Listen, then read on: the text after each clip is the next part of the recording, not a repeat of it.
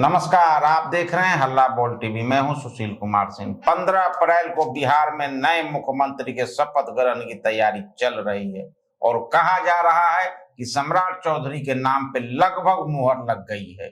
यह सब कैसे हुआ, आइए जानते हैं हल्ला बोल टीवी के editor in chief Deepak Sharma से। देखिए, कंफ्यूजन क्या खत्म हो गया? क्या सब कुछ फाइनल हो गया कि 15 तारीख को यानी 15 अप्रैल को शपथ ग्रहण होगा? तो जो खबर निकल कर आ रही है उसके मुताबिक 15 अप्रैल को बिहार में मुख्यमंत्री के तौर पर सम्राट चौधरी शपथ ले सकते हैं और सम्राट चौधरी के नाम पर आरएसएस और अमित शाह के बीच जो एक जिच बन रही थी वो हो गई है, मामला सुलझ गया है। अमित शाह ने आरएसएस को, राष्ट्रीय स्वयंसेवक संघ को भी सम्राट चौधरी के नाम पर मना लिया है और 15 अप्रैल को शपथ ग्रहण समारोह बिहार में भारतीय जनता पार्टी के मुख्यमंत्री का हो सकता है। इसमें प्रधानमंत्री नरेंद्र मोदी आएंगे, अमित शाह आएंगे, बीजेपी शासित एनडीए शासित राज्यों के दूसरे मुख्यमंत्री आएंगे और ये कहा जा रहा है कि सम्राट चौधरी बिहार के मुख्यमंत्री के रूप में शपथ लें। अब कैसे हुआ? दावेदार तो कई थे, लेकिन कहा जा रहा है कि सम्राट चौधरी के पक्ष में कई सारी चीजें काम कर गई। सबसे पहली चीज नीतीश कुमार की बैकिंग।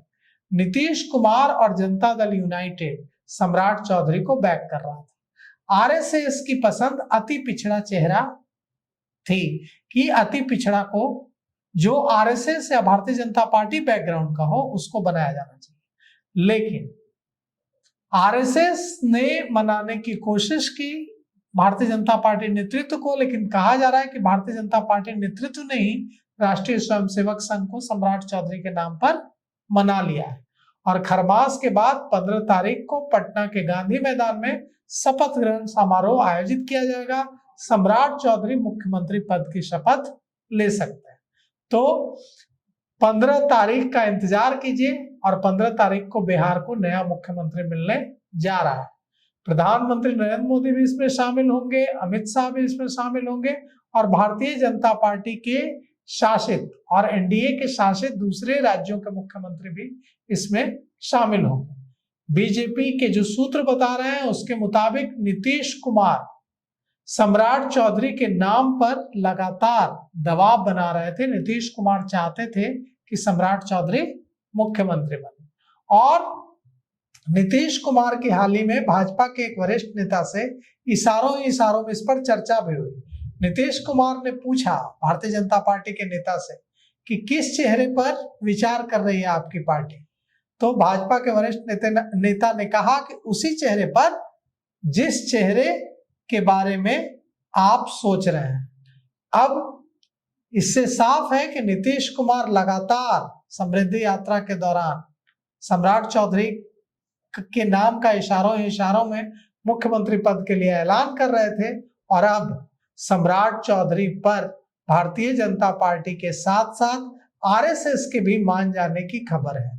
कहा जा रहा है कि यह इसलिए भी हुआ है क्योंकि सम्राट चौधरी के मुख्यमंत्री रहते नीतीश कुमार की चूंकि बॉन्डिंग अच्छी बन गई है सम्राट चौधरी से, साथ काम करने की वजह से डिप्टी सीएम रहे हैं लगातार सम्राट चौधरी नीतीश कुमार के साथ, तो एक अच्छी बॉन्डिंग बन गई है, तो नीतीश कुमार सहज रहेंगे।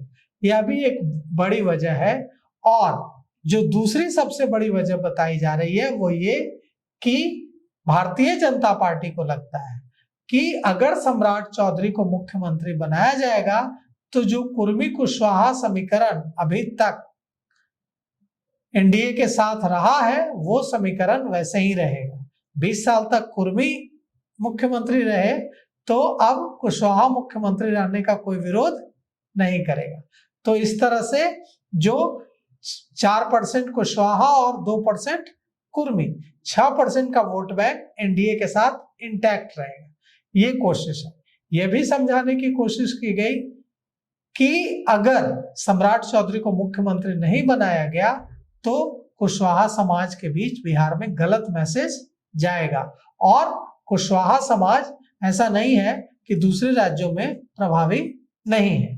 तो कुल मिलाकर के अब आप इसके लिए तैयार रहिए कि 15 को बिहार को नया मुख्यमंत्री मिलने जा रहा है।